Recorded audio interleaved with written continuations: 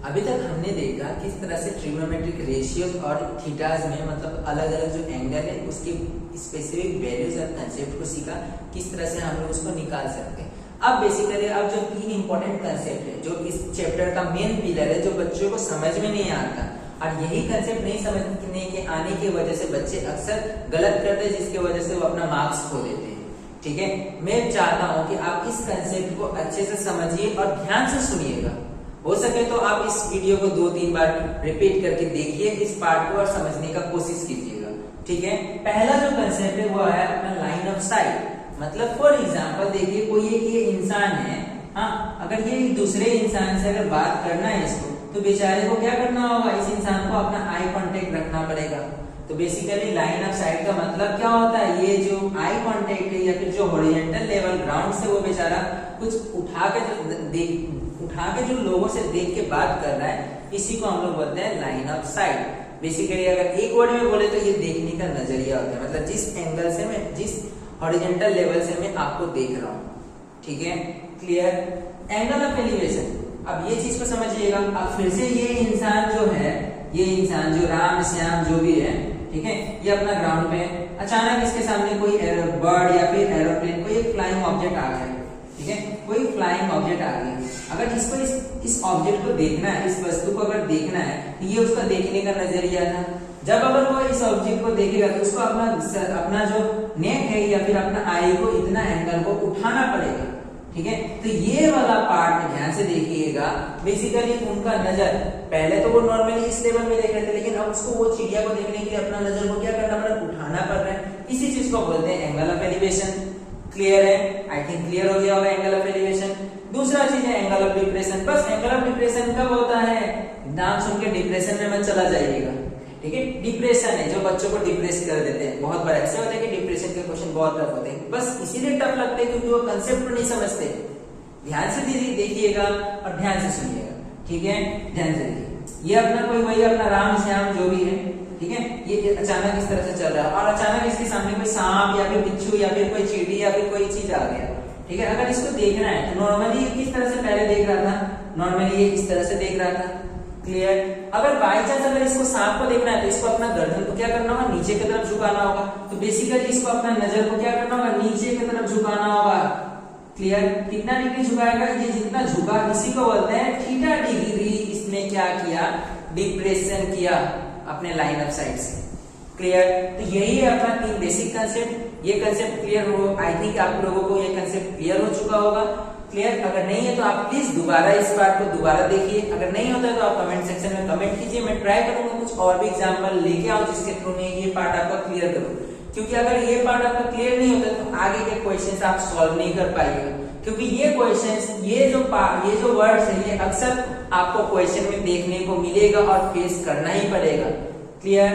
ठीक है, मैं अब क्वेश्चन पार्ट की तरफ, अब मैं बढ़ता हूँ क्वेश्चन पार्ट की तरफ। मैं हर पार्ट से कोशिश करूंगा जितना हो सके उतना क्वेश्चंस करवाने का। अगर आप इंटरेस्टेड है, अगर आपको मेरा वीडियोस अच्छा लगता है, अगर आप कमेंट सेक्शन में और भी कमेंट करते हैं तो मैं कोशिश करूंगा इस चैप्टर से रिलेटेड या फिर जो भी वीडियोस आप लोग बोले वो वीडियोस लेके आने के लिए। अब क्वेश्चन पार्ट पे बढ़ते हैं। ठीक है, जैसे कि फॉर एग्जांपल मैं कुछ क्वेश्चंस को मैं फ्रेम करता हूं जो अक्सर एग्जाम में पूछे जाते हैं। डायग्राम को समझिएगा क्योंकि तो ये चैप्टर है वर्ड प्रॉब्लम बेस्ड। अगर आप वर्ड प्रॉब्लम को अच्छे से पढ़ के अगर आप डायग्राम एक बार बना लेते हैं ना, तो आई एम डैम श्योर कि आप मार्क्स आपके हाथों में होगा। क्लियर। ध्यान दीजिएगा।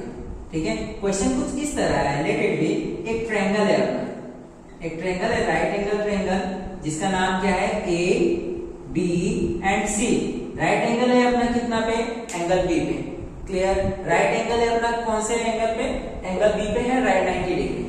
क्वेश्चन में दिया हुआ है, let it be, it is given that A B का जो डिस्टेंस है वो 10√3 मीटर्स है एंड ये जो BC जो है अपना वो कितना है, 10 मीटर।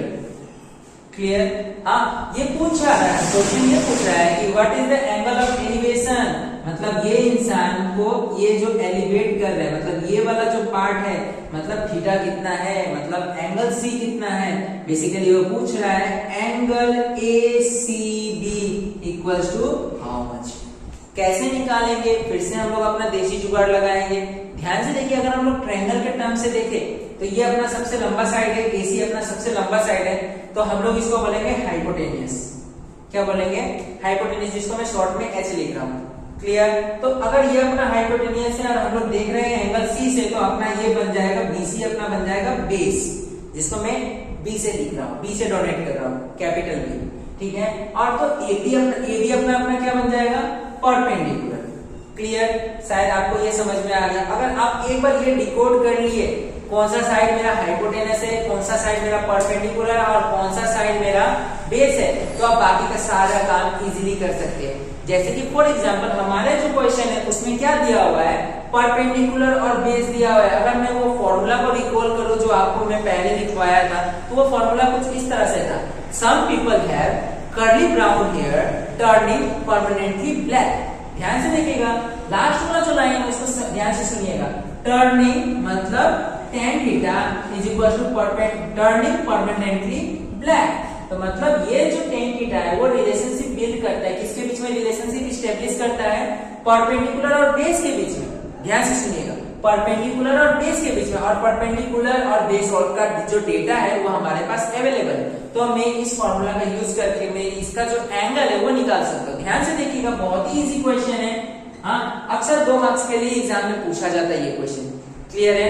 ध्यान से देखिए, तो हम लोग क्या करेंगे, हमें थीटा का वैल्यू नहीं पता है तो हम लोग एज यूजुअल छोड़ देंगे। ठीक है। tan theta is equal to क्या होता है, परपेंडिकुलर बाय बेस। तो अपना जो परपेंडिकुलर है, अपना परपेंडिकुलर कितना दिया हुआ है, 10√3 मीटर। क्लियर। एंड जो बेस है वो कितना दिया हुआ है, 10 मीटर। अगर मैं इसको काटूं तो 10 मीटर अपना कट जाएगा, तो यहाँ से क्या बच गया, tan थीटा इक्वल टू √3। अगर मैं जो टेबल थोड़ी देर पहले आप लोगों को रिवाइज करवाया था, अगर आप उस टेबल को नोटिस करते हैं तो वहां देख सकते हैं कि tan 60 डिग्री जो होता है वो अपना कितना होता है, √3। तो हम लोग tan, यहाँ पे मैं साइड में नोट भी कर दे रहा हूँ, अपना जो tan 60 डिग्री होता है वो कितने इक्वल होता है, √3 के इक्वल होता है। क्लियर। तो मैं इसके जगह में √3 के जगह में मैं क्या प्लॉट कर सकता हूँ, tan 60। तो मैं यहाँ पे क्या लिखूंगा, tan theta is equal to tan 60 degree. Clear. Both side से हम लोग tan को कैंसिल कर सकते हैं। दिस इंप्लाइज हमको जो मिलेगा, थीटा इक्वल टू मिलेगा 60 डिग्री। क्लियर। तो इस तरह से हम लोग क्या कर सकते हैं, थीटा का वैल्यू निकाल सकते थे और हमें जो मिलेगा वो 2 मार्क्स मिलेगा इस क्वेश्चन के लिए, जो अक्सर सीबीएसई, आईसीएसई एंड डब्ल्यूबीएसई के क्वेश्चंस में देखा जाता है।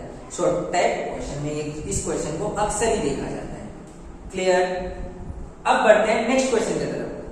क्वेश्चन में हमने क्या देखा कि 2 साइड्स गिवन था और थीटा मिसिंग था, मतलब एंगल मिसिंग था। तो किस तरह से हम लोग यूज करके निकाल सकते हैं। हमारे सिचुएशन, हमारे केस में क्या था, परपेंडिकुलर और बेस प्रोवाइडेड था, तो इसलिए हमने परपेंडिकुलर और बेस में जो ट्रिग्नोमेट्रिक रेशियो में जो एंगल रिलेशनशिप स्टैब्लिश होता है, तो इसलिए हमने वहां पे tan थीटा यूज किया। आई थिंक आपको समझ में आया। नहीं समझ में आया तो प्लीज वीडियो को रिवाइंड कीजिए और उस पार्ट को जाके दोबारा देखिए। क्लियर है। अब बढ़ते हैं नेक्स्ट क्वेश्चन, कुछ एलिवेशन टाइप के क्वेश्चन पे बढ़ते हैं। एलिवेशन का कुछ किस तरह का क्वेश्चन होता है वो हम लोग देखेंगे। सिचुएशन ऐसा है कि कोई एक इंसान है, राम श्याम जो भी हो अपना, वो क्या है, ग्राउंड पे अपना बैठा हुआ है। ग्राउंड पे अपना क्या है, बैठा हुआ है। क्लियर। हाँ, ग्राउंड पे बैठा हुआ था, तो अचानक उसको क्या हुआ, अचानक उसको आसमान में एक उड़ता हुआ यूएफओ दिखाई दिया। ठीक है, अचानक उड़ता हुआ यूएफओ दिखाई दिया, या फिर कोई भी एक फ्लाइंग ऑब्जेक्ट को पकड़ लीजिए, काइट हो सकता है, बर्ड्स हो सकता है, एरोप्लेन हो सकते हैं। एग्जाम में इसी तरह से बच्चों को कंफ्यूज किया जाता है। कुछ भी बोले फ्लाइंग ऑब्जेक्ट, आपको टेंशन नहीं लेना है, वर्ड्स पे नहीं जाना है, आपको देखिए ड्राइंग को समझिए। ठीक है। और क्या क्वेश्चन में प्रोवाइडेड है, ये जब ये यूएफओ को देखा या फिर बर्ड को देखा या फिर काइट को देखा, क्लियर, तो ये बेसिकली ग्राउंड से कितना डिग्री एंगल बनाया, ग्राउंड से कितना डिग्री एंगल बनाया, बेसिकली इसने बनाया 30 डिग्री का एंगल बनाया। कितना एंगल बनाया, 30 डिग्री। क्लियर। और जो डेटा प्रोवाइडेड था क्वेश्चन में जो डेटा प्रोवाइडेड है वो बेसिकली प्रोवाइडेड है कि इसका और ये जो परपेंडिकुलर अगर हम लोग ड्रॉ करते हैं। लास्ट क्वेश्चन में हमने क्या देखा, किस तरह से अगर 2 साइड प्रोवाइडेड है और एक थीटा मिसिंग है, तो इस डेटा को हम लोग किस तरह से निकाल सकते हैं, किस तरह से स्मार्टली निकाल सकते हैं, वो हमने सीखा। अब बढ़ते हुए एलिवेशन के क्वेश्चन की तरफ। एलिवेशन का क्वेश्चन कुछ इस तरह होता है, ध्यान से देखिएगा। सिचुएशन ऐसा है कि कोई एक फ्लाइंग ऑब्जेक्ट है जो आसमान में उड़ रहा है, ठीक है, ग्राउंड से तकरीबन मान लीजिए 200 मीटर की ऊंचाई पे उड़ रहा है। ठीक है। एक बंदा है, एक इंसान है जो यहाँ पे बैठा हुआ, पॉइंट ए पे बैठा हुआ है, उड़ता हुआ चीज को देख रहा है। ये उड़ता हुआ चीज कुछ भी हो सकता है, कभी पतंग दे देता है, कभी बर्ड दे देता है, कभी एरोप्लेन दे देता है, कभी कुछ भी दे देता है। तो इससे आपको टेंशन नहीं लेना है, बस आपको क्वेश्चन पे समझना है। ठीक है, बस क्वेश्चन ये बोल रहा है कि कोई एक ऑब्जेक्ट है जो 200 मीटर की ऊंचाई पे उड़ रहा है, क्लियर, 200 मीटर की ऊंचाई पे उड़ रहा है, क्लियर, और साथों साथ ये जो एंगल बनाया है, ये जो एंगल बनाया है, ये बेसिकली 30 डिग्री का एंगल बना रहा है। अगर मैं इस ट्रायंगल पर नेमिंग करूं तो ए बी सी अपना वही पुराना कन्वेंशन नेमिंग करने का, क्लियर। तो अब हम लोग को बेसिकली क्वेश्चन में अगर पूछ सकते थे कि आप क्वेश्चन में आपको क्या क्या पूछ सकते हैं, या तो ये पूछ सकते हैं अगर ये ऑब्जेक्ट जो सी पे है वो अगर पतंग है तो ये लेंथ ऑफ स्ट्रिंग कितना होगा। अगर बोलेगा कि पतंग जो आप उड़ा रहे हो तो उसको जो डोरी जो है, स्ट्रिंग जो है, धागा, कितना लंबा धागा आपके यहाँ से पतंग तक है। तो हमें बेसिकली इस सिचुएशन में हाइपोटेनस को निकालना है। ये अपना हाइपोटेनस है, ये अपना परपेंडिकुलर है और ये अपना बेस है, क्लियर। हाइपोटेनस निकालना है। या फिर क्वेश्चन ऐसे बोल दिया कि अगर हम लोग परपेंडिकुलर ड्रॉ करें और स्टार्टिंग पॉइंट मतलब इंसान से उस पॉइंट, ये जो फुट होगा, इस परपेंडिकुलर का जो फुट होगा वहां का डिस्टेंस कितना, अगर ये निकालने बोलता है तो हमें बस बेसिकली बेस पूछ रहा है, क्लियर। पहले वाले सिचुएशन में जाते हैं, अगर वो हाइपोटेनस पूछता है तो कैसे निकालेंगे। अपने यहाँ पे मैं क्वेश्चन बना रहा हूँ, दो तरह का सिचुएशन दोनों लिख दे रहा हूँ। AC equal to question mark, ये भी निकाल के दिखाएंगे हम आपको, और साथों साथ AB equal to question mark, ये भी दिखाएंगे, क्लियर। अगर हम लोग को AC निकालना है तो AC निकालने के लिए हमें हाइपोटेनस चाहिए। हमें क्या चाहिए, हाइपोटेनस चाहिए, और हमारे पास क्या है, परपेंडिकुलर अवेलेबल है। तो ऐसा कौन सा ट्रिग्नोमेट्रिक रेशियो है जो हाइपोटेनस और परपेंडिकुलर के बीच में रिलेशनशिप स्टैब्लिश करता है, क्या आप बता सकते हैं। थोड़ा सा गेस कीजिए, वीडियो को पॉज करके अगर सकेंगे तो बहुत बढ़िया, तो मैं आपको हेल्प करता हूँ, ठीक है। जैसे कि हमारे पास एक रिलेशनशिप है sine theta.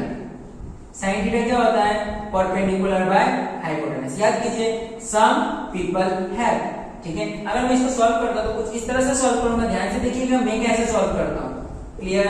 Sign theta, theta का वैल्यू क्वेश्चन में कितना प्रोवाइडेड है, 30 degree, is equal to P, P का वैल्यू हमारे पास प्रोवाइडेड है, इसलिए हम लोग लिखेंगे 200 बाय एच, एच का डेटा हमारे पास प्रोवाइडेड नहीं है तो इसलिए हम लोग एच का एच छोड़ देंगे, क्लियर। ध्यान से देखिए, अगर आप टेबल को रिवाइज करिएगा तो याद करिएगा तो साइन 30 का जो वैल्यू होता है वो अपना कितना होता है, 0 1/2।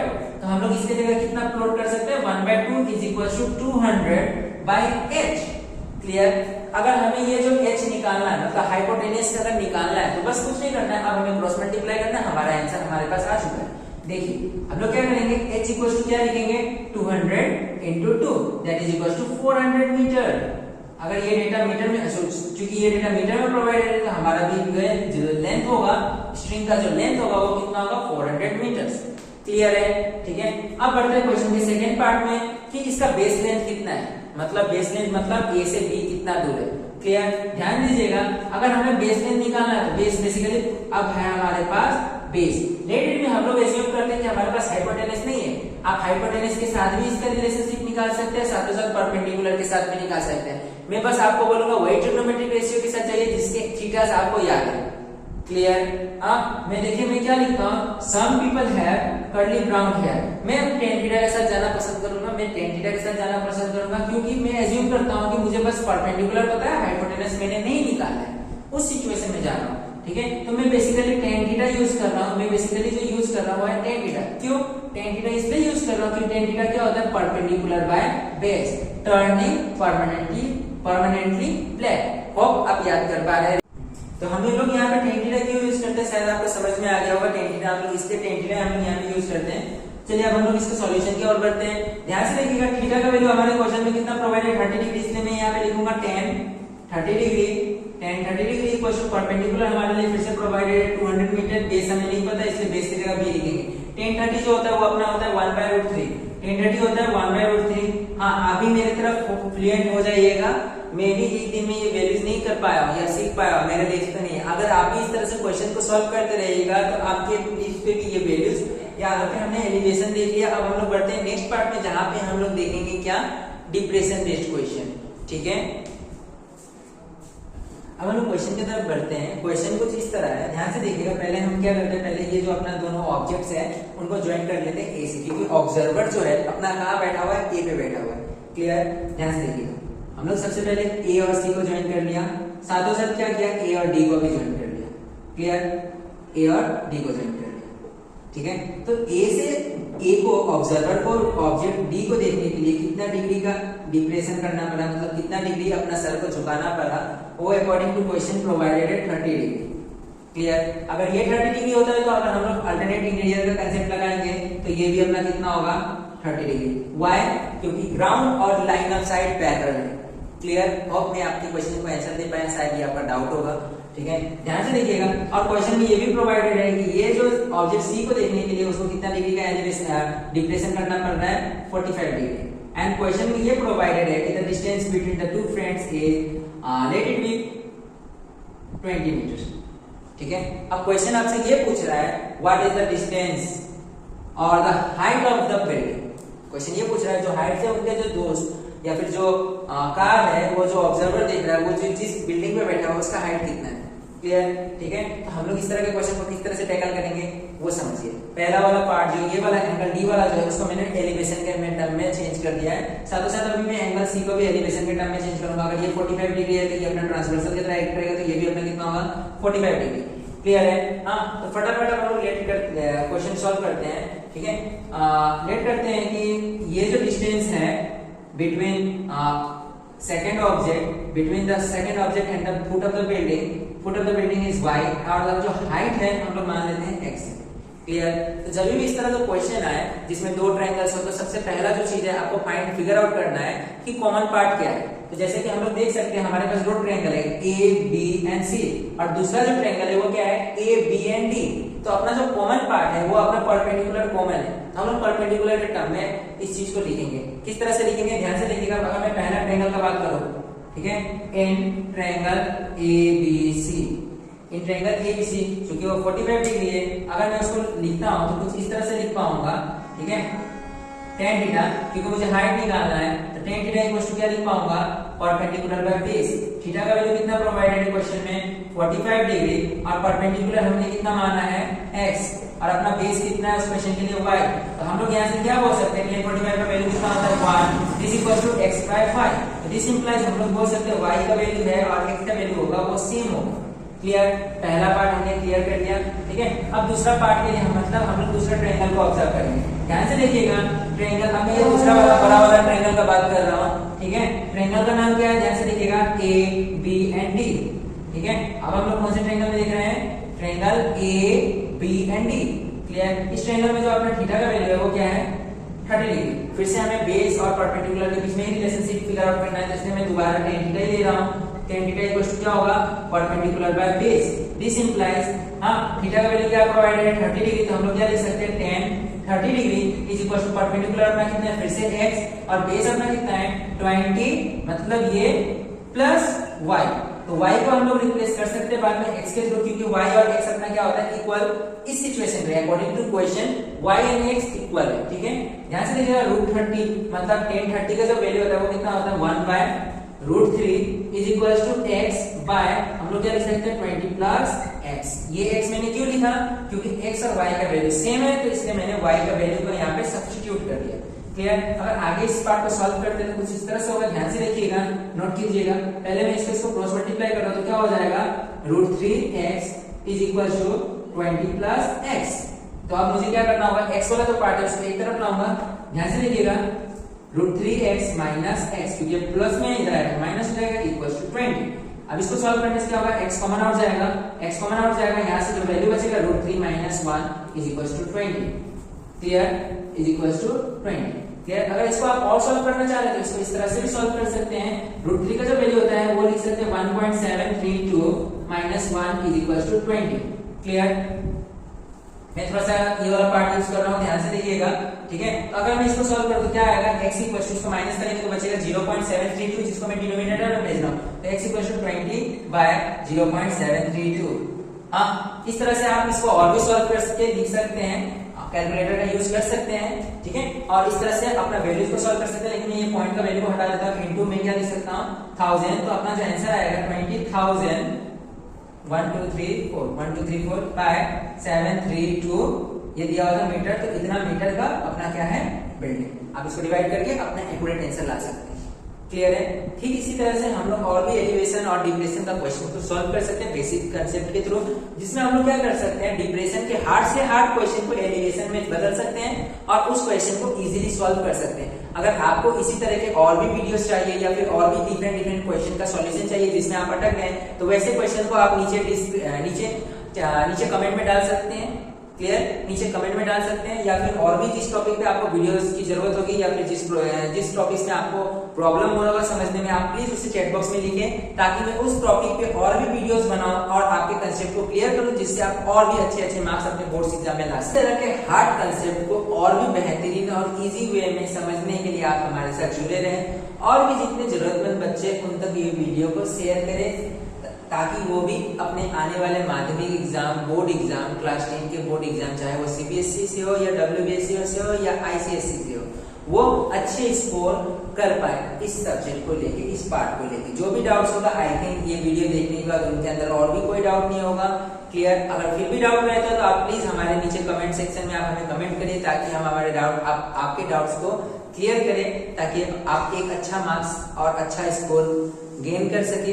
क्लियर, और आपसे ये रिक्वेस्ट है, आप जितना हो सके आप इस चैनल को शेयर करें, लाइक करें और सब्सक्राइब करें, ताकि हमें भी कुछ मोटिवेशन मिलेगा, ताकि हम भी आपके लिए और बेहतरीन वे में आपके लिए काम करें। धन्यवाद।